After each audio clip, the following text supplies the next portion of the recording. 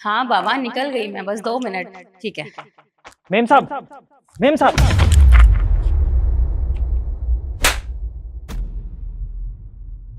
तुम्हारी इतनी हिम्मत, तुमने मुझे धक्का कैसे दिया? हाँ, बदतमीज कहीं के।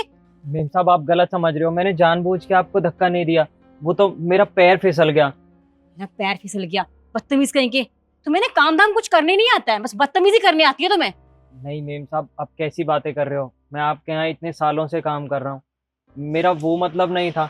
मैं तो आपको कुछ बताने के लिए आ रहा था और मेरा पैर फिसल गया, मैं आपसे टकरा गया। ऐसी भी कौन सी बात थी, हाँ, जो तुम देख कर नहीं चल सके और तुमने धक्का मार दिया मुझे? ये लीजिए, मैं आपकी रिंग वापस देने के लिए आ रहा था। एक सेकेंड, ये तो मेरी। अच्छा, अब समझ में आया। तो तुमने मेरी अंगूठी चुराई है ना? और तुम्हें अच्छे से पता है कि यहाँ पर कैमरास लगे हुए हैं। जब सबको पता चल जाएगा कि तुमने मेरी अंगूठी चुराई है तो सब तुम्हारी कंप्लेन करेंगे।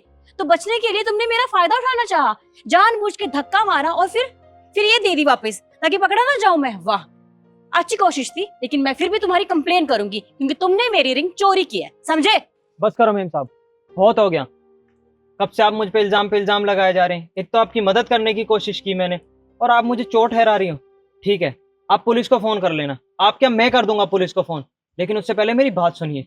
अगर मैं कुछ कह नहीं रहा तो इसका मतलब है कि मैं आपकी इज्जत करता हूँ, क्योंकि मैं आपके यहाँ खाना खाता हूँ, आपके यहाँ रहता हूँ और आपके यहाँ चौकीदारी करता हूँ। तो ये मेरा भी घर है और अपने घर में मैं कभी चोरी नहीं कर सकता। आपके यहाँ इतने सालों से काम करता आया हूँ, आज तक कभी आपने मेरी किसी से भी कोई भी कंप्लेंट सुनी, या फिर किसी ने एक बार भी बोला हो कि मैंने यहाँ पर चोरी करने की कोशिश करी हो? बल्कि मैं यहाँ सबको अपने परिवार की तरह मानता हूँ, सबकी रखवाली करता हूँ, आपके घर की, आपके घर के लोगों की, आपके घर की चीजों की। और आप मुझे सुनाए जा रहे हो। किसी ने सही कहा है, भलाई का कोई जमाना नहीं रहा। मैं तो आपकी रिंग वापस देने के लिए आया था। तुम्हें क्या लगता है, हाँ, तुम ऐसी बातें करोगे तो मुझे तुम पर दया आ जाएगी? बिल्कुल भी नहीं, क्योंकि मैं अच्छे से जानती हूँ तुमने ये बातें क्यों की हैं, ताकि मुझे तुम पर दया आ जाए।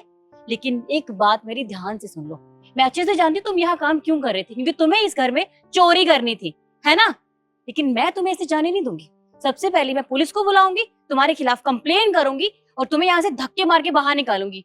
और फिर देखना, तुम कहीं भी ना काम करने के लायक नहीं रहोगे, चोर कहीं के। ठीक है मेम साहब, आप करिए पुलिस को फोन। आप बोले तो मैं करता हूँ, मैं बुला लेता हूँ पुलिस को। अगर मैं चोर निकला तो यहाँ तो क्या, मैं कहीं भी रहने के लायक नहीं रहूंगा। लेकिन अगर मैंने चोरी ना की हो, तब आप क्या करेंगे? आप बोल रहे हो ना यहाँ पर कैमरा लगे हुए हैं, आप एक बार सीसीटीवी चेक कर लीजिए। साफ पता चल जाएगा कि मैंने चोरी करने की कोशिश करी या फिर आपका सामान आपको वापस लौटाने की। कोई बात नहीं, देख लूंगी मैं। और मुझे अच्छे से पता है उसमें क्या दिखेगा। उसमें तुमने चोरी की है, साफ दिख जाएगा। सबूत तो है ही मेरे पास, बाकी मैं देख लेती हूँ, कोई बात नहीं। अच्छा, पर तुमने मुझे बताया क्यों नहीं? ओहो, लेकिन बताना चाहिए था। मेम साहब,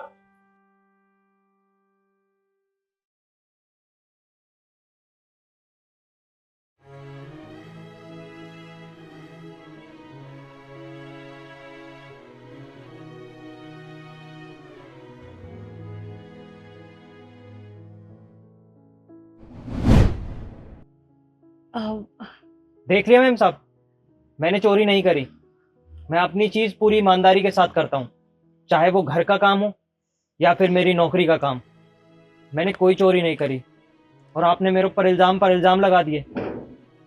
ओके, आई एम सॉरी। मुझे नहीं पता था कि मेरी रिंग मुझसे ही गलती से गिर गई है और तुम वापस देने आ रहे थे।